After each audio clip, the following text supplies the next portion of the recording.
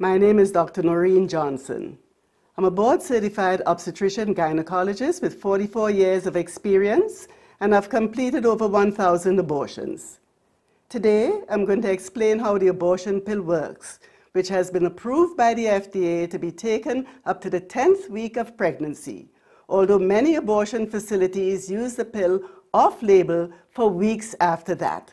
The abortion pill regimen consists of 2 steps. Step 1. At the abortion facility or at home, the woman swallows mifepristone pills. Mifepristone blocks the action of a hormone called progesterone. Progesterone is naturally produced in the mother's body to stabilize the lining of the uterus. When mifepristone blocks progesterone, the lining of the mother's uterus breaks down, cutting off oxygen and vital nutrients to the embryo, who then dies inside the mother's womb. It is important to note that even after it has been taken, it is possible to stop the effects of the mifepristone and save the embryo if progesterone is administered. If the woman wants to stop the effects of the mifepristone, she needs progesterone as soon as possible. Step 2. 24 to 48 hours after taking mifepristone, the woman takes misoprostol by placing the pills in her cheeks. She will experience severe cramping, contractions, and heavy bleeding to force the dead embryo out of her uterus. The process can be very intense and painful, and the bleeding contractions can last from a few hours to several days. While she could lose her embryo anytime and anywhere during the process, the woman will often sit on the toilet as she prepares to expel the embryo, which she will then flush. She may even see the expelled embryo within the pregnancy sac. After she has disposed of the embryo, the woman may have bleeding and spotting for several weeks. Bleeding lasts on average 9 to 16 days.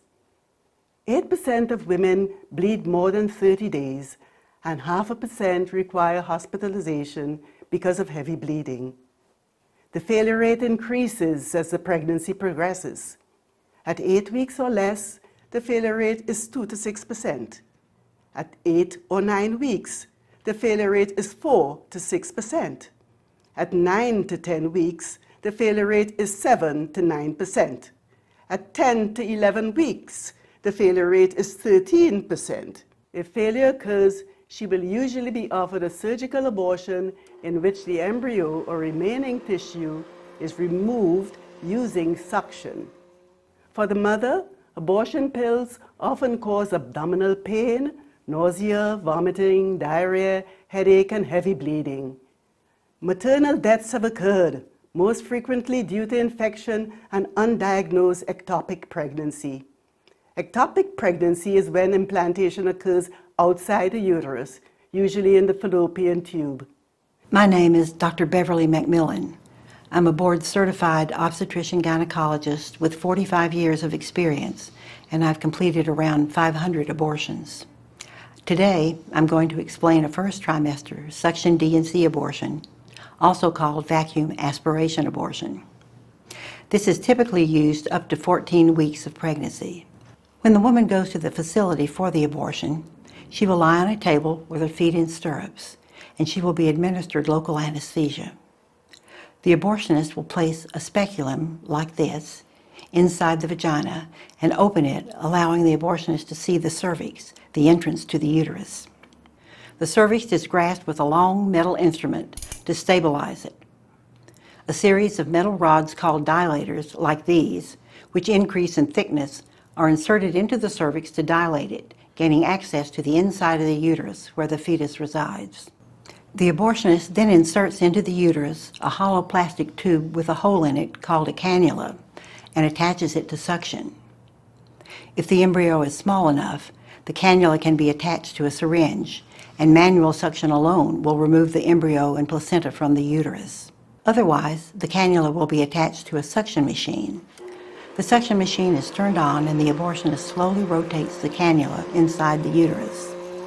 The fetus is rapidly torn to pieces as it is pulled through the cannula and tubing into a large glass bottle, followed by the placenta.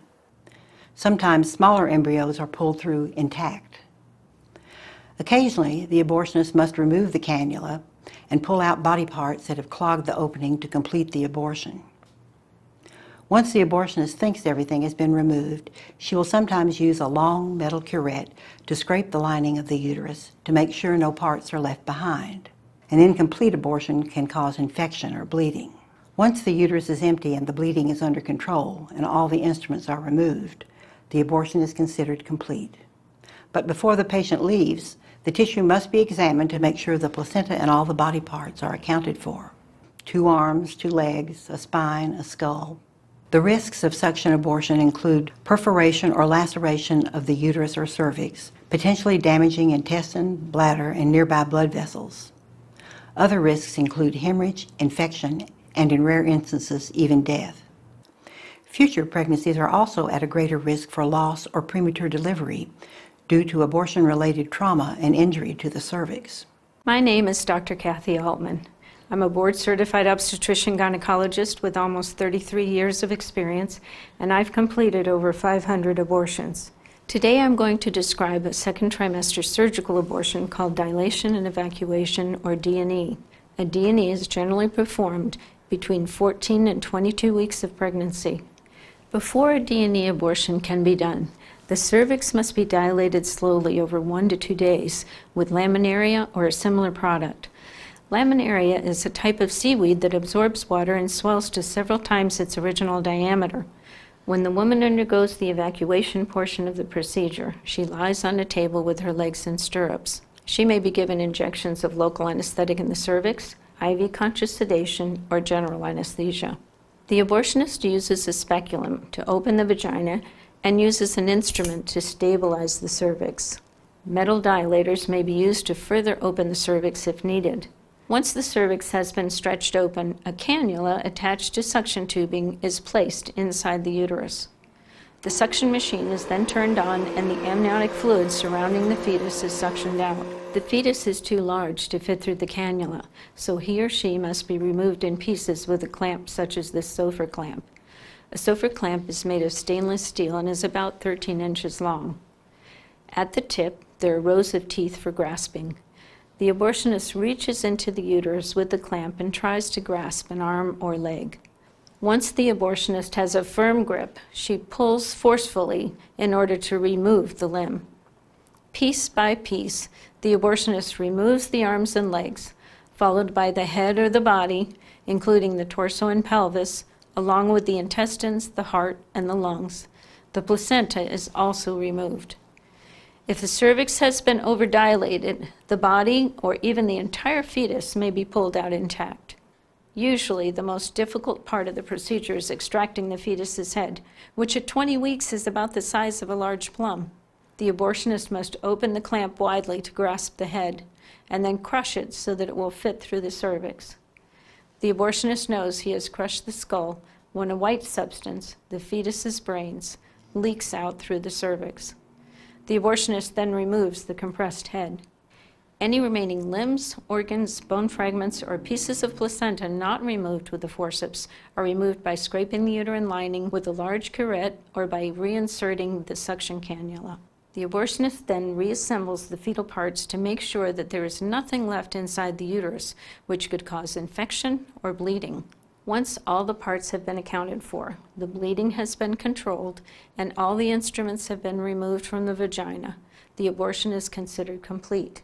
For the woman, this procedure carries a risk of major complications, including perforation or laceration of the uterus or cervix, with possible damage to bowel, bladder, or other maternal organs. Infection and hemorrhage can also occur, which can lead to death. Future pregnancies are also at an increased risk for loss or premature delivery due to abortion-related physical trauma and injury to the cervix. My name is Dr. Patty Giebink. I've been a board-certified obstetrician-gynecologist for over 25 years, and I've completed thousands of abortions. Today, I'm going to describe induction abortions, generally done from 22 weeks to term at 39 weeks. Because the child is so large and developed, an abortion procedure at this point takes 2 to 3 days to complete. And due to the risks and the need for monitoring, this procedure is generally done in the hospital or a surgery center. On day 1, mifepristone is given orally. Mifepristone blocks the pregnancy hormone progesterone, causing the lining of the uterus to degenerate, starving the fetus of vital nutrients and oxygen. Mifepristone alone doesn't necessarily kill the fetus, so fetal demise is often induced beforehand. This is often only done for babies 20 weeks or older. A syringe with a large needle is filled with a drug called digoxin. Digoxin is used to treat heart problems, but an overdose of digoxin will cause fetal cardiac arrest. A long needle is inserted through the woman's abdomen or vagina, and the digoxin is injected into the fluid surrounding the fetus under ultrasound guidance. The fetus doesn't die immediately, which is why this is normally done 1 or 2 days beforehand. For the drug to be more effective, the abortion doctor can also inject the digoxin directly into the fetus, targeting either the body, heart, or umbilical vein.